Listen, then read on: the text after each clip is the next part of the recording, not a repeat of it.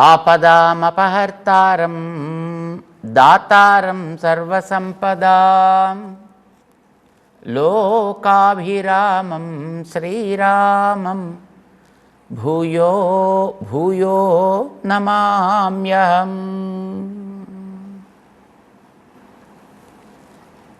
జై శ్రీమన్నారాయణ. ప్రియ భగవద్బంధులారా, కృతం కర్మ శుభ అశుభం అవశ్యం అనుభోక్తవ్యం అనేది శాస్త్రం. చేసే పని మంచైనా చెడైనా తప్పకుండా దాని ఫలితాన్ని అనుభవించి తీరవలసి ఉంటుంది సుమా. అనుభవించనిదే ఏ కర్మ తీరదు అని మరొక నియమం కూడా. కర్మ ఏదైనా అలా తీసి పారేస్తానండి అని అంటే ఏదో ఒక ఆకునో ఒక కాయనో పువ్వునో తీసి ఇలా ఒక రాయినో పారవేసినట్టుగా కర్మ అట్లా పోయేది కాదు. అది అనుభవించినప్పుడు మాత్రమే తొలగును. ఇది నియమం. అనుభవించడం అనేది దేహంతో సాగాలి కనుక దేహాలు ఇస్తాడు జీవుడికి. కర్మల యొక్క రుచి వాసనలు ఎన్నెన్నో కోట్ల జన్మలు ఉన్నాయి కనుక అందులో ఏ కొన్నైనా వీడి తొలగించుకోవడానికి అవకాశం కలిగించాలి అంటే వాడికి ఒక శరీరం ద్వారా వాటిని తొలగించాలి. ఎలాంటి కర్మలు ఉన్నాయి, వాటికి ఏ రకమైన పనులు చేయొచ్చు, ఆ పనులు చేయడానికి యోగ్యమైనటువంటి శరీరాలు ఏవి. కొన్ని ఎగరచ్చు, కొన్ని పాకచ్చు, కొన్ని నడవచ్చు, కొన్ని ఈదచ్చు. ఏదో ఒక పని చేయాలి కదా. సో ఏ పని చేస్తే ఆ కర్మ తొలగుతుందో ఆ పని చేయడానికి తగ్గ శరీరపు నిర్మాణం చేసి ఆయన దాన్ని ఇస్తాడు. మనం చేసే పనుల్లో రకరకాల పనులు ఉన్నాయి. ఎన్ని రకాల పనులు ఉన్నాయో తెలియదు, ఎన్ని రకాల అనుభవాలు మనం పొందాలో తెలియదు. కనుక అన్ని రకాల శరీరాలకి రూపకల్పన చేయాలి. కొన్ని నేల మీద మాత్రమే నడవగలుగుతాయి, కొన్ని నేల మీద నీటిలో సాగగలుగుతాయి, కొన్ని నేలపైన నింగిలోనూ సాగగలుగుతాయి. రకరకాలు 84 లక్షల జీవరాశులు అంటారు కదా. జీవుడికి ఈ 84 లక్షల శరీరాల్లోకి ప్రవేశించడానికి వీలయ్యే అవకాశం ఎందుకు కల్పించాల్సి వచ్చింది, ఎందుకు అన్ని రకాల జీవరాశుల్ని తాను తయారు చేయాల్సి వచ్చింది అని అంటే వీడు చేసుకున్నటువంటి కర్మల యొక్క తారతమ్యాన్ని బట్టి ఒక్కొక్క రకమైన దాన్ని చేయడానికి ఒక్కొక్క రకమైనటువంటి శరీరం వాడికి ఇవ్వాల్సి వస్తుంది. ఆ శరీరాన్ని దానికి తగ్గట్టుగా నిర్మాణం చేసి దాన్ని ప్రకృతిలోకి వదిలిపెడతాడనమాట. అక్కడ దాన్ని తగ్గించడమా పెంచుకోవడమా అది వాడి యొక్క ప్రవృత్తిని బట్టి ఉంటుంది. మానవుడిగా మనం వచ్చాం, మానవ జాతి. దీంతో చేయగలిగినటువంటి పనులు కొన్ని ఉన్నాయి. ఆ పనులు మనం కూడా చేసుకోవాలి. అందుచేత చెయ్యవయా అంటాడు శ్రీకృష్ణుడు అర్జునుడితోటి. భగవద్గీత అలాంటిది ఎలా మనం చెయ్యాలో నేర్పడం కోసం ఆరంభమైనటువంటి ఒక ఉపదేశ అమృతం. ఏ ఏ స్థితిలో ఎలా ఎలా చెయ్యాలి అనే దాన్ని చెప్తాడు. బట్ ఆ చేయడం వల్ల కలిగే ఫలితం పర్యవసానంగా ఏం కావాలి అనంటే కర్మ వాసనలన్నీ తొలగి ఆత్మ సహజంగా ప్రకాశించగలిగేది కావాలి. This is the ultimate. సహజంగా ప్రకాశించగలిగేట్టుగా కావాలంటే వాసనలన్నీ తొలగాలి. తొలగాలంటే చేస్తే తొలగుతాయా, చేయకుండా ఆపి వాటిని తుడవడం ప్రారంభిస్తే తొలగుతాయా? ఇది అర్జునుడికి వచ్చిన సందేహం. పని చేయడం మాని తుడవడం ప్రారంభిస్తే తొలగుతాయి కాబోలు అనుకుంటున్నాడు ఈయన. కానీ కృష్ణుడు అలా తొలగవాయి, చేస్తూ ఉంటేనే తొలగుతాయి సుమా అని చెప్పడం ఆయన తాత్పర్యం. ఎట్లా? మనకి తెలుసున్న లోకంలో కొన్ని ఎగ్జాంపుల్స్. ఇప్పుడు ఇంద్రియాలు ఎక్కడున్నాయో మనకి తెలిస్తే, మనస్సు ఎక్కడుంటుందో మనకి తెలిస్తే, దాంట్లోపల ఉండేటటువంటి ఆ స్టాక్ని ఎట్లా తొలగించాలో మనకి తెలిస్తే జాగ్రత్తగా వాటి దగ్గరికి మనం చేరి వాటిని ఓపెన్ చేసి అప్పుడు లోపల దాన్ని చక్కగా క్లీన్ చేసే ప్రయత్నం ఏదైనా మనం చేయొచ్చు. కానీ అసలు ఎక్కడున్నాయో మనకి దొరకవు, ఎలా ఉన్నాయో మనకి తెలియదు. వాటిని ఓపెన్ చేయడం అనేది అసలు అది ఏమిటో మనకు అర్థం కాదు. కనుక తొలగడం ఆ రకంగా అనేటటువంటిది అసాధ్యం. మరి ఎలా తొలగచ్చు? ఇంద్రియాల్లోనూ మిగతా వాటిలోనూ పేరుకున్నటువంటి ఆ కర్మల యొక్క నిల్వ ఉందే, ఆ నిల్వను నువ్వు బయటికి తోయడానికి కర్మాచరణతోటే చెయ్యాలి, తొయ్యాలి తప్ప పనులు మాని కాదయా. కర్మ సన్యాసి వెయ్యి నువ్వేం చేయలేవు, కర్మ ఆచరణ చేస్తూ నువ్వు చేయగలుగుతావు. అంచేత నువ్వు సాంఖ్యుడవై చేయలేవు, యోగయుక్తుడవై చెయ్యాలి. పదాలు కొంచెం క్వాలిఫై చేసి పెట్టాడు. అంటే దాన్ని తొలగించాలనే కోరిక కలిగే స్థాయికి వాడు వచ్చాడంటే వాడికి మామూలు పదం తీసి ఇప్పుడు కొత్త పదం పెట్టాలి. వాడు ఒక స్థాయికి చేరగానే ఆ స్థాయిని బట్టి వాడికి చేరేటటువంటి యోగ్యతలు కూడా మారుతుంటాయి కదా. అట్లానే పని చేసేటటువంటి వ్యక్తి కూడా ఈ రకంగా పని చేయాలి. ఇందాక మనం చెప్పుకున్నట్టుగా ఆ పైప్స్ని క్లీన్ చేసే టెక్నిక్ తెలిసినటువంటి వ్యక్తి ఆ వెళ్ళేటటువంటి నీళ్ళల్లో కాస్త యాసిడ్ లాంటిది కలిపి దాని లోపల కరిగించగలిగే ఎలిమెంట్స్ని దాంట్లో చేర్చి ఇందులోంచి ఒక వేగంతో పంపించినట్టయితే అది ఆ పైపు ద్వారా లోపలికి వెళ్ళి ఎక్కడెక్కడెక్కడెక్కడే ఉన్నాయో మొత్తం వాటన్నిటిని కూడా కరిగించుకుంటూ తొలగించుకుంటూ బయటికి పోయేటట్టుగా ఎలా చేస్తుందో అట్లాగే వీడి కర్మ వాసనలు, రుచులు లాంటి సంస్కారాలు లోపల పేరుకున్న వాటన్నిటిని కూడా తొలగించడం అనేది ఒక మానవ జన్మగా సాగుతుంది. మిగతా ఏ జన్మలో వాటిని దృష్టే పెట్టవు. అవి వాటికి సాగే ప్రక్రియలో సాగుతుంటాయి. కానీ తెలుసుకుని దీన్ని కాస్త మ్యానిపులేట్ చేయగలిగినటువంటి సామర్థ్యం మానవ జన్మకి ఉంది. వాటంతట అవే పోతాయిలే, ఎప్పుడే పోతే అప్పుడే పోనిద్దురు అని ఊరుకోవాల్సిన అవసరం లేదు. వీడు దాన్ని తెలుసుకుని దీన్ని త్వరగా తొలగించుకునే ప్రయత్నం చేయొచ్చు. అంచేత వీడు యోగయుక్తుడు. పని చేయడంలో నేర్పరితనాన్ని సాధించినటువంటి వ్యక్తి కనుక ఇలాంటి వాడు చేసే పని వల్ల 2 లాభాలు ఉంటాయి. ఒకటి, పేరుకున్నటువంటి చెత్తంతా కూడా బయటికి తొలగుతుంది వీడు చేసే పని వల్ల. రెండవది, మళ్ళీ అది పోయాక దీనివల్ల కొత్తది వస్తుంది కదండి. ఇప్పుడు పాపాలు చేసిన వాడు దేవుడి గుడికి వెళ్ళి ఆ దేవుడి గుడి దగ్గర నమస్కారం పెట్టగానే, లేకపోతే వాడి దగ్గర వెళ్ళి ఒకసారి కన్ఫ్యూస్ కాగానే వాడి పాపములన్నీ తొలగిపోవును, ఈవేళ దాకా చేసినవన్నీ తొలగిపోవును, నెక్స్ట్ వీక్కి మళ్ళీ ఫ్రెష్గా ప్రారంభించవచ్చును. ఆ తర్వాత మళ్ళీ నెక్స్ట్ వీక్ వెళితే మళ్ళీ ఇంకోసారి మళ్ళీ తొలగించుకోవచ్చును, మళ్ళీ కొత్తవి ప్రారంభించుకోవచ్చును. అలా ఉంటుందా? అంటే అన్నీ ఖాళీ అయిపోతే మళ్ళీ కొత్త వాటిని మళ్ళీ జాగ్రత్తగా స్టాక్ చేసుకునే ప్రయత్నం చేయొచ్చా? అలా ఉండదా? వీడు పని నేర్చినవాడు కనుక వీడు చేసేటటువంటి పని వల్ల లోపల ఉండేటటువంటి పేరుకున్నవి తొలగిపోయి ఆ ధారలన్నీ కూడా పరిశుద్ధం కావడమే కాకుండా ఇప్పుడు వీడు చేసే దానివల్ల కొత్తవి ఏర్పడకుండా ఉండేటట్లుగా కూడా వీడు చేసుకోగలుగుతాడు. న్యాచురోపతి అని ఎప్పుడైనా పేరు విన్నారా? న్యాచురోపతి ఇప్పుడు అలోపతి, హోమియోపతి ఇలాంటి వాటిలాగా న్యాచురోపతి అని కూడా ఒకటి ఉంది. వాళ్ళు ఏం చేస్తారంటే మనిషికి తినే తిండి వల్ల, జీవనపు విధానం వల్ల ఆ లోపల ఉండే ఇంటెస్టైన్స్ ఉంటాయి కదా, ఆ చిన్న ఇంటెస్టైన్స్, పెద్ద ఇంటెస్టైన్స్ ఇలాంటివన్నీ ఉంటాయి. ఇవి కాకుండా మిగతా ఉండేటటువంటి నాళికల్లో కూడా అక్కడక్కడ పేరుకుపోయినటువంటి స్టాక్స్ కొన్ని ఉంటాయి. అది తినే ఆహార పదార్థాల్లోంచి పేరుకోవచ్చు, వాటి కొత్తగా తయారైనటువంటి ఫ్యాట్స్ వల్ల తయారై ఉండొచ్చు.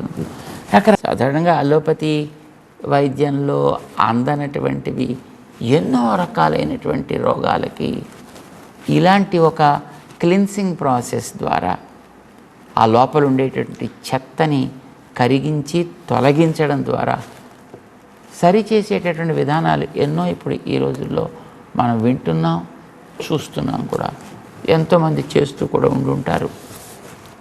అయితే అలాంటి వాళ్ళకు కూడా తిండి ఆపరండి. వాళ్ళు తిండి పెడుతూనే ఉంటారు. కానీ ఈ పెట్టే తిండి లోపల ఏదైనా ఉన్నట్టయితే దాన్ని కూడా తోసుకుంటూ బయటికి పోయేటట్టుగా ఉంటుంది. ఇది లోపల కొత్త స్టాక్ అక్కడక్కడ పేర్చకుండా బయటకు తొలగిపోయేటట్టుగా ఉంటుంది ఆహారాల్లో. అలాంటివి ఏర్పాటు చేస్తుంటారు. మొట్టమొదటి ఏదో కొన్ని రోజులు ఏదో ద్రవాహారాల మీదే పెడతారండి వాళ్ళని.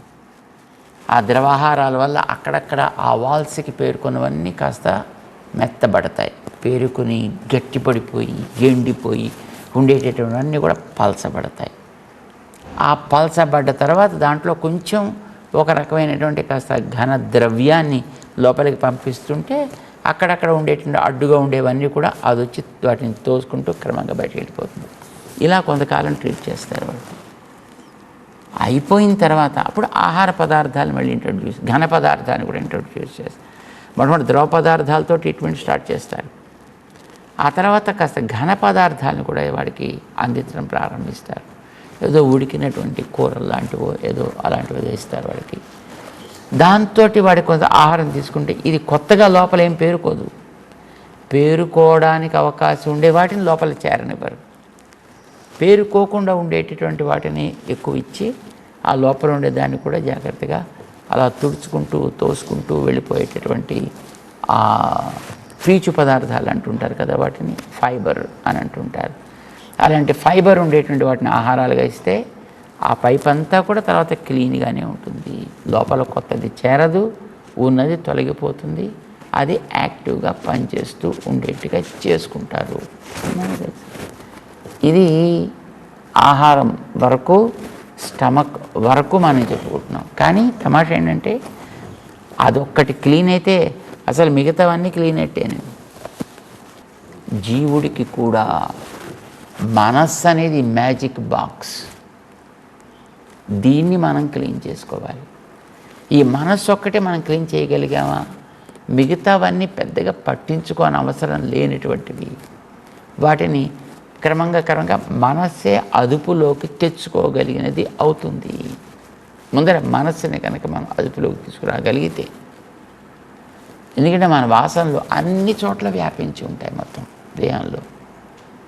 సో వాటన్నిటిని మనం క్లీన్ చేసుకోవడం అనేది అవసరం. అంటే పనే చెయ్యాలి, పని ద్వారానే క్లీన్ చేయాలి. కనుక అర్జున, నువ్వు యోగయుక్తుడివే కావాలి సుమా. ఇది 5వ అధ్యాయంలో 7వ శ్లోకంలో కృష్ణుడు చెప్తున్నాడు భగవద్గీతలో. యోగయుక్తః విశుద్ధాత్మా విజితాత్మా జితేంద్రియః సర్వభూతాత్మభూతాత్మా కుర్వన్నపి న లిప్యతే. కుర్వన్నపి, వీడు పని చేస్తూ ఉన్నప్పటికీ కూడా న లిప్యతే, అది వీడు అంటించుకోడు. ఇదివరకు వీడు చేస్తూ అంటించుకునేవాడు, తలుస్తూ అంటించుకునేవాడు, భావనతో అంటించుకునేవాడు. ఇప్పుడు వీడు చేస్తున్నప్పటికీ కూడా అంటుకోకుండా ఉండగలిగే ఒక శుద్ధి ఏర్పడుతుంది వీడికి. ఎలా? కుర్వన్నపి న లిప్యతే. ఎందుకు అంటే వీడు దాంట్లో పంపించేటటువంటి ఆ క్రియాకలాపములు ఉన్నాయి, కర్మ యోగం ఉంది, కర్మ ఆచరణ ఉంది. కర్మాచరణ అంటే మళ్ళీ అదేదో పెద్ద పని అని పెద్ద ఒక కొండ వేసినట్టుగా మనం ఫీల్ అవ్వకూడదు. మనం చేసేటువంటి వాడికి బాధ్యతాయుతమైనటువంటి పనులు, కర్తవ్య నిరూపణము అని మనం అంటామే, అదే కర్మయోగం అంటాం. సో వీడు చేసేటటువంటి కర్మయోగము ఈవేళ ప్రభావితమై ఉంది కనుక అది లోపల అంటనివ్వదు. ఏదిన్ని ఇదివరకు అంటిన దాన్ని కూడా జాగ్రత్తగా తుడి చేసుకుంటూ పోతుంది బయటికి. ఇది యోగయుక్తుడు కనుక, అందులో ఉన్నాడు కనుక. ఎలా ఉన్నాడు వీడు? సర్వభూతాత్మా భూతాత్మా. సర్వభూత ఆత్మభూత ఆత్మ. ఆ పదం ఒక పెద్ద టెక్నికల్ పదం, అదొక మంచి పవర్ఫుల్ యాసిడ్ లాంటిది అనమాట. చూడండి, మన పైప్స్ క్లీన్ చేయడానికి పోసే నీళ్ళల్లో యాసిడ్ కలిపి పోస్తే అది త్వరగా క్లీన్ చేస్తున్నామే. అట్లాగా వీడి చేసే పనులతోటి కలపాల్సినటువంటి ఒక యాసిడ్ ఏంటంటే సర్వభూతాత్మ భూతాత్మ. అదొక పవర్ఫుల్ యాసిడ్ అనమాట. రకరకాల కెమికల్స్ ఉంటాయి కదా, కెమికల్స్కి పేరు పెడతారు కదా, ఏదో రకరకాల పేర్లు ఉంటాయి. ఆ పేర్లని బయటికి వాడేటువంటి వాడికి అంత బాగా తెలియదు మాకు. కానీ ఇగో ఇందులో మంచి పేరు పెట్టాడు. లోపల ఉండేటువంటి మెకానిజంని క్లీన్ చేసేటటువంటి ఒక మంచి యాసిడ్. ఏంటది? సర్వభూత ఆత్మభూత ఆత్మ. ఇలాంటి మనస్సు వీడు కలిగిన వాడు అయి ఉంటాడు. ఏమిటది? సర్వభూత, సకల భూతాలు మన చుట్టూ ఉన్నాయి ప్రపంచంలో. సుమారు 84 లక్షలను మనకి గుర్తించిన వాటి వరకు ఒక సంఖ్య మనం చెప్పుకున్నాం. సో ఓకే, అలాగే మనం అందాం. ఈ సకల భూతాలు కూడా ఉన్నాయి. ఎలా ఉంటున్నాయి ఇవన్నీ? ఉనికి కలిగిన వాటికంటే భూతాలనే పేరండి. ఉనికి కలిగిన వాటికంటే. ఎందుకంటే మామూలుగా మనకి భూతం అనగానే మన దృష్టి దెయ్యాలు భూతాల దగ్గరికి పడతాయి. అంటే అవేవో ఇలా తిరుగుతుంటాయి, ఇలా పట్టుకుంటాయి, ఇలా పీడిస్తాయి, ఇలా తోకతో ఎగురుతుంటాయి, ఏదో అప్పుడప్పుడు గాలిలోంచి వస్తుంటాయి, కిటికీల్లోంచి వస్తుంటాయి, ఇంకో చోట నుంచి వస్తుంటాయి, సినిమాల్లో చూస్తుంటాం కదా. సో అలా వస్తుంటాయి కాబోలని మనం అనుకుంటాం. కానీ అలా వచ్చే ఉంటాయి ఉండో మనకైతే అంత బాగా తెలియదు. సరే, వాటి సంగతి అలా పక్కన పెడదాం. భూతములు అని అంటే మనమందరం కూడా భూతాలమే. మనం కూడా భూతాలమే. మన చుట్టూ ఉండేవన్నీ కూడా కొన్ని కదిలే భూతాలు, కొన్ని కదలని భూతాలు. భూతము ఉనికి కలిగినది, ఎగ్జిస్టెన్స్ దేంట్లో ఉంటుందో దాని పేరు భూతము. మరి ఎగ్జిస్టెన్స్ దేంట్లో ఉందండి? ఈ కర్ర ముక్కలో ఉందా లేదా? This is also an existent object. ఇందులో ఉంది. మరి ఈ వస్త్రంలో ఉందా? ఇది కూడా ఒక ఉన్న వస్తువు. వస్త్రము అని అంటున్నాం కదా, కనుక ఇది వస్త్రంగా ఉంది. దాంట్లో కూడా ఉంటాడు. ఈ పేపర్లో ఉంటాడా ఉండడా? ఈ పేపర్ కూడా ఒక వస్తువే కదా. కూడా ఉన్న వాటిలో ఒక ఎగ్జిస్టెన్స్ అనేది కలిగి ఉన్నది కనుక దాంట్లో కూడా ఉండును. మరి కారులో ఉంటాడు, నేలలో ఉంటాడు, ఈ పురుగులో, ఈ పుట్రలో ఉంటాడు. అన్నిటిలోనూ కూడా వ్యాపించి ఒక జీవుడు అనేవాడు ఒకడు ఉంటాడు. ఆ జీవుడు ఉండడం చేత దీనికి ఒక పేరు, రూపు ఏర్పడింది. నామ రూపంచ భూతానాం. ఏదైనా ఒక చిన్న రాయి మీరు తీసుకోండి, చిన్న ఇసుక రేణువు తీసుకోండి, దానికి ఒక రూపం అయితే ఉంది కదా, దానికి ఒక పేరైతే మీరు పెట్టుకున్నారు కదా. మీకు వచ్చిన భాషలో మీరు పేరు పెట్టుకోవచ్చు, అబ్సల్యూట్లీ నో ప్రాబ్లం. కానీ ఆ పేరు చెప్పగానే అట్లీస్ట్ ఆ భాష తెలిసిన వాడికి ఇది ఫలానా అనే జ్ఞానం అయితే కలుగుతుంది కదా.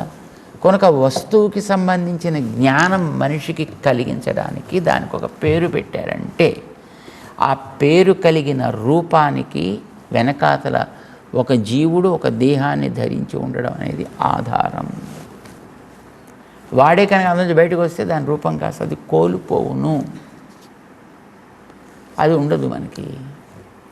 వీటన్నిటికీ భూతాలనే పేరు. చిన్న ఇసుక రేణువు దగ్గర నుంచి ఆ పెద్ద పెద్ద గోళాల దాకా, ఒక చిన్న క్రిమిగా కీటకంగా ఉండే ప్రాణి దగ్గర నుంచి పెద్దదైనటువంటి మానవుడి దాకా ఇవన్నీ కూడా భూతాలే. అందుకోసం కొన్ని తిరిగే భూతాలు, కొన్ని తిరగని భూతాలు, కొన్ని తెలిసిన భూతాలు, కొన్ని తెలియని భూతాలు. తెలియని భూతాలతో డీల్ చేయడం కంటే తెలిసిన భూతాలతో డీల్ చేసుకోండి అయ్యా మంచిది అనకండి. Known devil is better than unknown devil అన్నారు.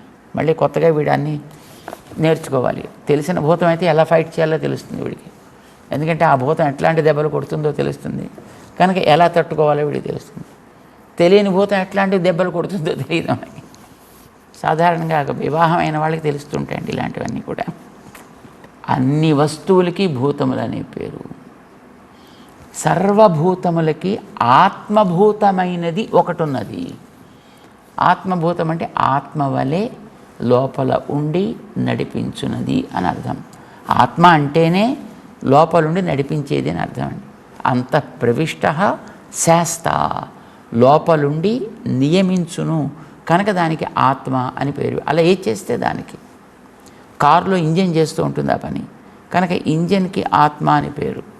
ఇంజన్లో ఉండి మరొకటి ఏదో చేస్తుంది, సమ్ పవర్, దానికి ఆత్మ అని పేరు.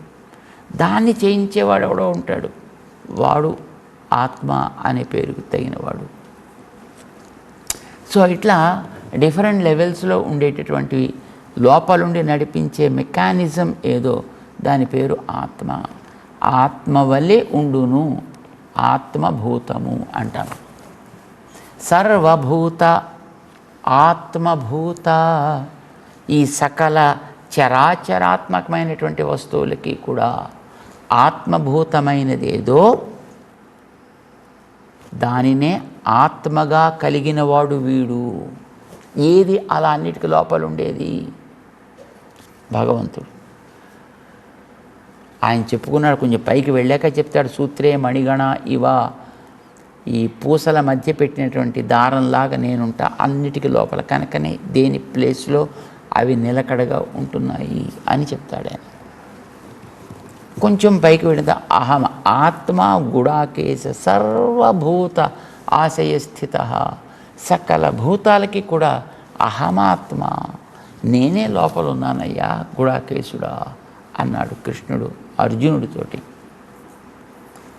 సో సర్వభూత ఆత్మభూత, ఆత్మ సకల వస్తువులకి ఆత్మవలె ఉన్నటువంటి ఆ భగవత్తత్వాన్ని తనకి కూడా ఆత్మగా కలిగిన వాడెవడో వాడి పేరు సర్వభూతాత్మభూతాత్మ. కొంచెం విడదీసి చదువుదాం. సర్వభూత ఆత్మభూత ఆత్మ.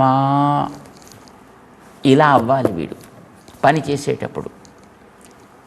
ఇది దేనివల్ల వస్తుంది? ఆకారం వల్ల కాదు, ఆలోచన వల్ల, తెలివి వల్ల వస్తుంది.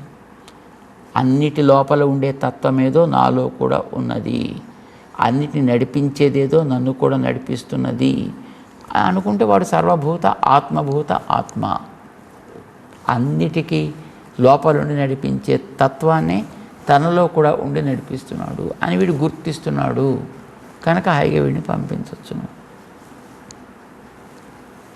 ఎవడైతే ఇలాంటి జ్ఞానంతో పని చేస్తాడో అలాంటి వాడికి మాత్రమే చేసే పని కుర్వన్నపి నలిప్యతే. వాడి పని చేస్తున్నప్పటికీ కూడా అది మళ్ళీ కొత్త రికార్డ్స్ని చేయదు, పాత రికార్డ్స్ని తొలగిస్తుంది. ఇప్పుడు పని చేయొచ్చు కదా, కనుక జాగ్రత్తగా పని చేయి అని అర్జునుడికి కర్తవ్య నిష్ఠని బోధిస్తున్నాడు కృష్ణుడు 5వ అధ్యాయంలో 7వ శ్లోకంలో. జై శ్రీమన్నారాయణ.